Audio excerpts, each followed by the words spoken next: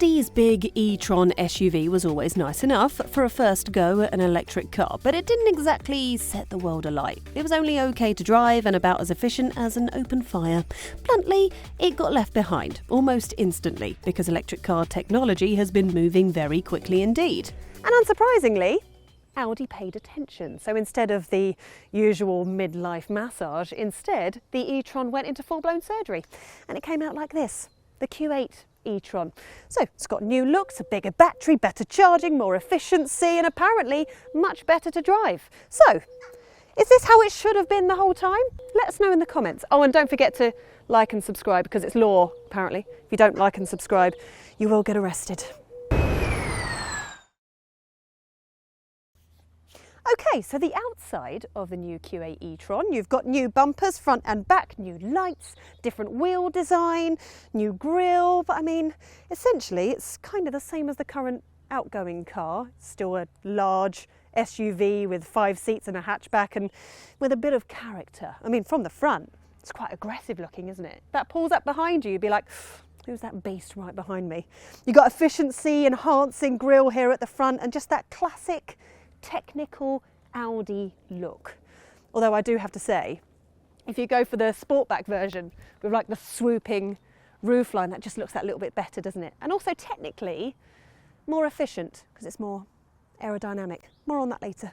Right, here on the inside, it's no surprise to say nothing really has changed. I would say it's more kind of upgrades rather than revolutionary changes.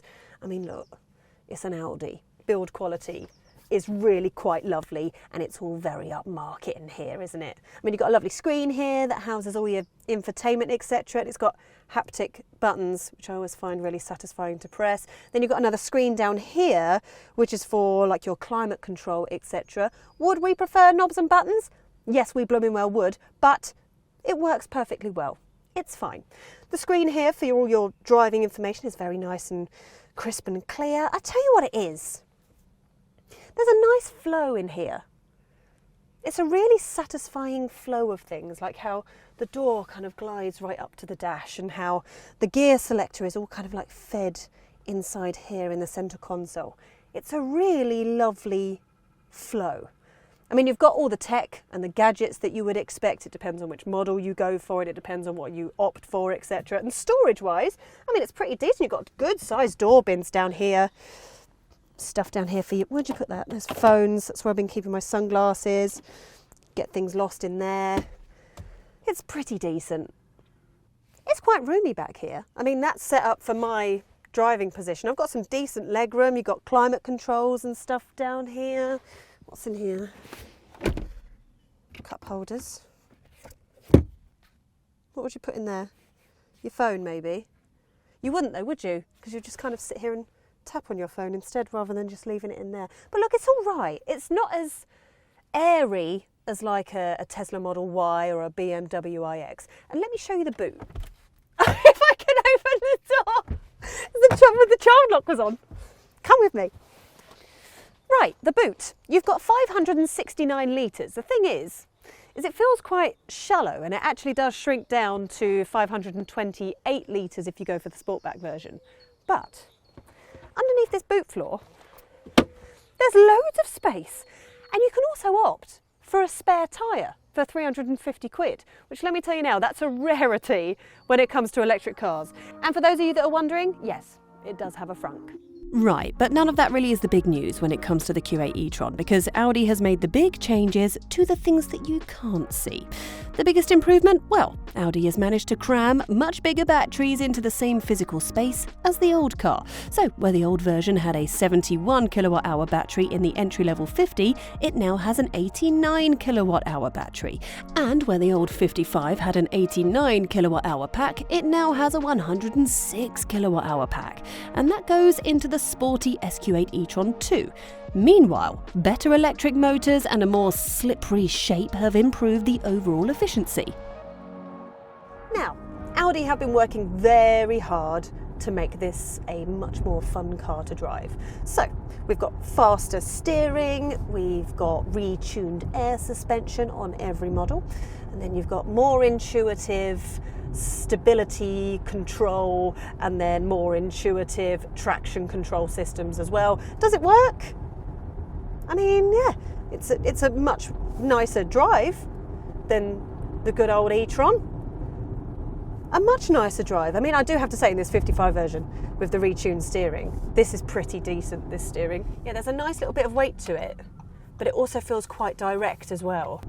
Also, what I've noticed is it doesn't lean as much in corners as I was expecting. So like as we go around this bend, that's not as leany as many other sort of SUVs this side. But what that does mean is it's tighter suspension. So when you do go over little lumps and bumps in the road, you feel them that little bit more, don't you? The regen braking works in an interesting way. So you've got the flappy paddles that kind of controls how strong you want your regen to be. So if I take my foot off the pedal and then I flap to the left, boom, boom, boom, then I will come down to a complete stop with my foot off all of the pedals. But then when I put my foot down again, it cancels what I've just done. So it's adapting it by itself in quite a clever way, I have to say. Do you know what else is interesting? Technically, this car has digital brakes. So the actual brake pedal isn't completely connected to the pads. It's all like computer generated, because what it does is then it just makes the most out of the regen braking and puts more energy back into the battery, etc. And then if you ever need to do like an emergency brake, that's when the full friction brake pads kick in. It's all very clever. Now here's the thing with this car, like it feels, it's pleasant, it's very pleasant to drive, but I'm not blown away by it really. It hasn't knocked my socks off. This isn't like a sporty car because it's a big SUV, but then again it's not quite luxurious enough to be a limo. And when it comes to efficiency, what am I getting right now? 1.8 miles per kilowatt. I mean, that's not anything to write home about, is it? It's perfectly adequate. That's the best way to explain it. So those new bigger batteries must have improved the range, and they have. The new base model of the Q8 e-tron, the 50, can manage 281 miles of range, 290 for the Sportback, a big jump up from the 181 it had before. And the bigger battery gets 330 miles of range. Again, a bit more for the Sportback at 343. So they're a lot more practical.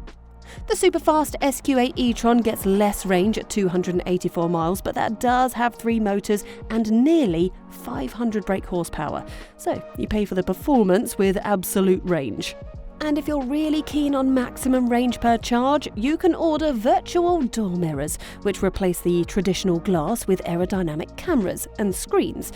They add a whole 2.5 miles of range. Yeah, 2.5. I mean, they might look cool, but to get back the cost, you're going to need to drive like 10,000 miles per year for more than a century. And they're useless when you're trying to park, so that's a big fat no from me.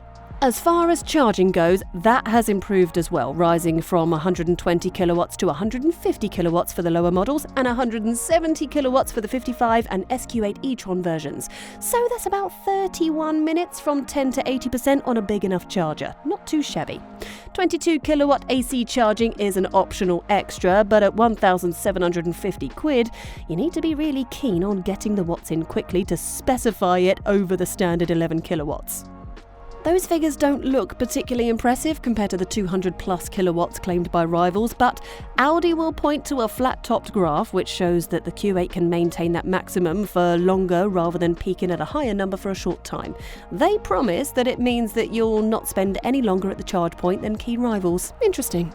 I've just realised we've got quite far into the video without talking about the pricing. Now, the 50 Audi Q8 e-tron starts at £67,800, and then it goes all the way up to the SQ8, which is just over 98 grand. Now, bearing in mind that's not adding any of the options. You start adding options, it's going to get pretty high. And then if you go for the Sportback version, then that alone just adds 2.5 grand, and then we're well over 100 grand.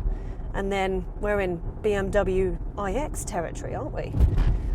And I'll be honest, I mean, that's a bit more forward thinking and a bit more modern, even if it is slightly more difficult to look at. It's quite ugly, isn't it, the iX? This is much nicer to look at. I mean, let's be blunt. The new Q8 e-tron is a much better car than the old e-tron. I mean, it's a much better driving experience. The charging is much more efficient. It will get you further, so you can do longer journeys in one go. And it looks nicer, doesn't it? The problem is, I feel like it's kind of only kept up rather than exceeded our expectations. I mean, there's so many more cars out there that are bigger, that are more efficient, that are more affordable. I mean, if you're an Audi fan, you go for it. No judgment from me, you go for it. But I feel like this is more of a long list option rather than a finalist. So if you want to know more about the Audi Q8 e-tron or any of the competition from Mercedes EQE to the BMW iX or the Tesla Model Y or anything in between, then why not pop along to electrifying.com, where we have all the answers to all of your questions. If you want the lowdown on electric cars, that's the place to be.